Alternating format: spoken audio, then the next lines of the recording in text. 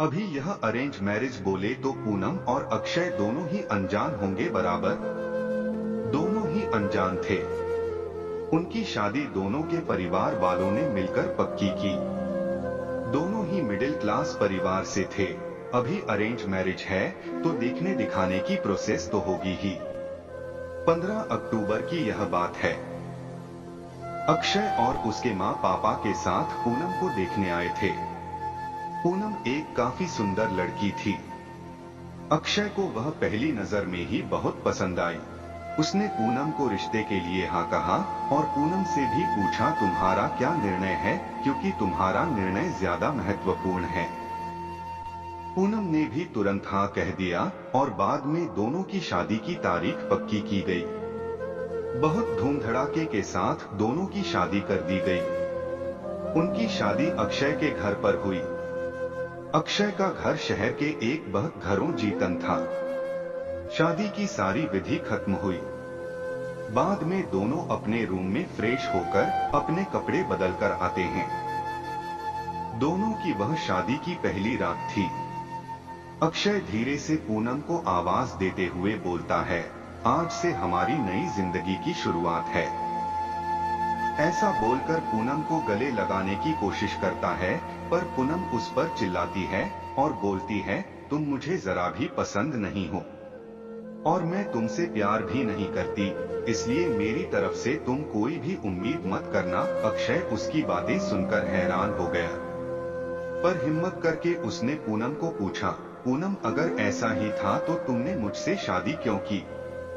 मैंने तुम्हारे साथ जबरदस्ती नहीं की थी, मैंने पूछा भी था तुम्हें, फिर तभी क्यों नहीं कहा मुझे? इस बात पर पूनम बोली, मुझे कुछ मत पूछो, 2 से 3 महीने एडजस्ट करो और उसके बाद हम डिवोर्स लेकर अलग हो जाएंगे। यह सुनकर अक्षय को धक्का लगा। उसने पूनम को समझाने की बहुत कोशिश की, पर उसने अक्षय की कोई भी बात नहीं सुनी और वह उसके निर्णय पर डटी रही। अक्षय उसे बोला, ठीक है, तुम्हें यही ठीक लगता है तो यही करेंगे, पर मेरी एक बात मानोगी क्या? पूनम बोलती है, क्या? अक्षय बोलता है कि एक छोटी सी मदद करोगी? जब तक माँ पापा यहाँ है तब तक तुम यहीं पर रहोगी। एक बार वह गांव चले गए तो फिर सब तुम्हारे मुताबिक होगा। वह भी तैयार हो गई इस बात पर और दोनों सो गए। हर रोज का दिखावा उनका चालू था। माँ पापा के सामने पति पत्नी की तरह रहना उनको समझ में नहीं आए, इसलिए उनके सामने नाटक करना। ऐसे करते करते दिन खत्म होने लगे। दोनों ही नौकरी करते थे, फिर रोज के टाइम टेबल के अनुसार अपना अपना काम खत्म करके काम पर जाना। अक्षय रोज पूनम से प्यार से बोलने का प्रयास करता था, पर पूनम अक्षय को अनदेखा करती थी, क्योंकि पूनम की एक ही इच्छा थी कि उसको जल्दी शादी नहीं करनी थी। घर के लोगों का मन उसे नहीं दुखाना था, इसलिए वो शादी करने के लिए तैयार हुई। पर शादी करने के बाद भी वो फिर से अकेली रहने का विचार करती थी, क्योंकि उसे खुद की लाइफ किसी के साथ शेयर नहीं करनी थी। जैसे तैसे उसके दिन धकेल रही थी।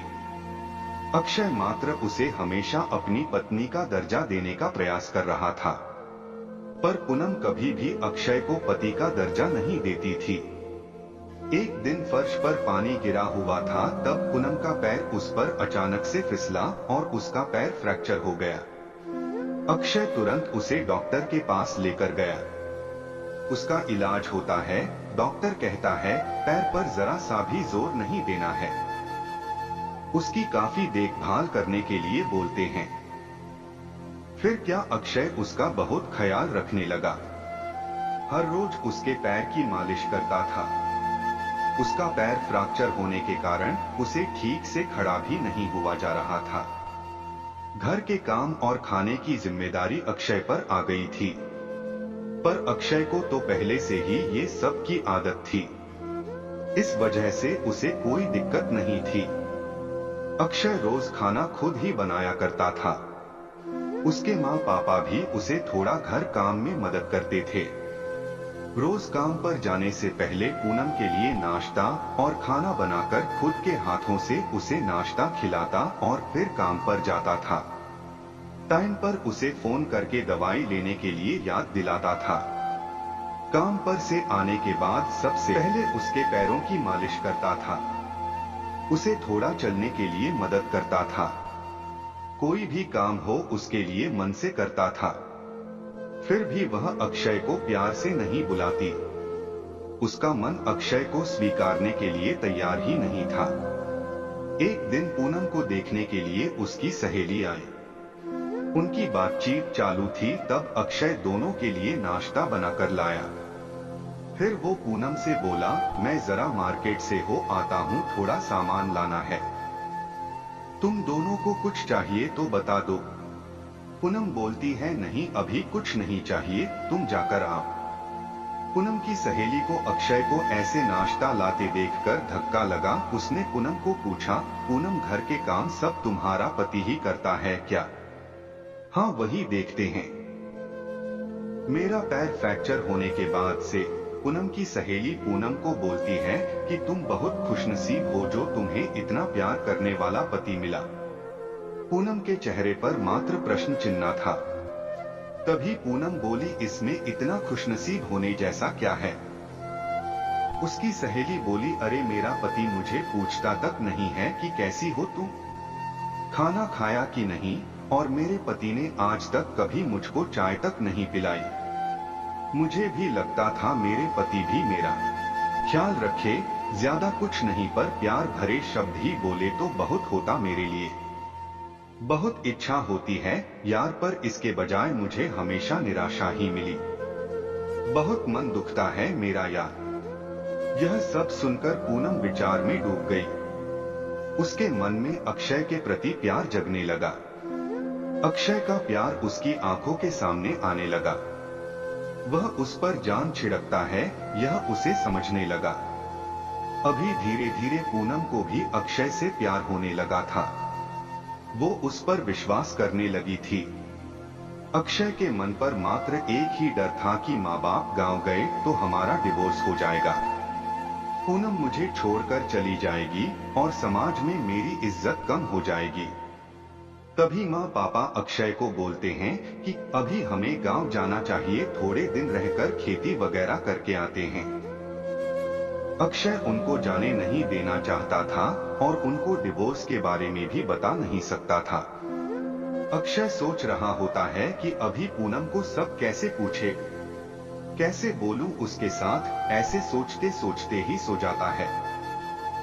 सुबह उठता है तो देखता है कि पूनम बहुत जल्दबाजी में थी, वह जॉब पर जाने के लिए निकलती है।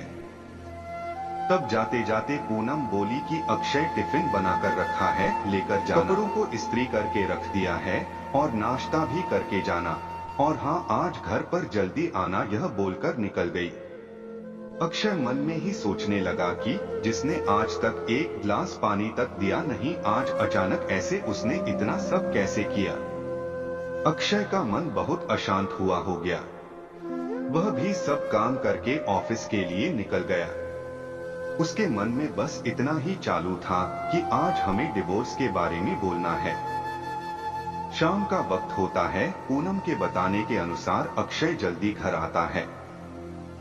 पूनम ने खाना बनाकर सब काम निपटा कर रखे था।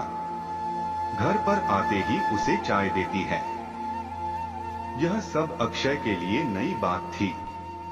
चाय पीते पीते अक्षय धीरे से पूनम को पूछता है, पूनम तुम ठीक तो हो ना? तुमने निर्णय तो लिया ही होगा ना? मुझे छोड़कर जाने वाली हो इसीलिए सब कर रही हो ना? इस पर पूनम बोलती है, मैंने अपना फैसला ले लिया है और मैं कहीं पर भी नहीं जा रही हूँ। मेरी पूरी जिंदगी में तुम्हारे साथ जीना चाहती हूँ, और जाकर अक्षय को गले लगा लेती है। वो बोलती है, मैं तुम्हें छोड़कर कहीं नहीं जाऊंगी, मैं तुमसे बहुत प्यार करने लगी हूँ और अभी यह हमारा रिश्ता कोई भी नहीं तोड़ सकता। जिंदगी में बहुत बड़ी भूल हो गई होती मुझसे अगर मैं तुम्हें खो देती तो। अरेंज मैरिज करके भी तुम्हारे जैसा इतना प्यार करने वाला पति मुझे मिला, यही मेरी खुशनसीबी है।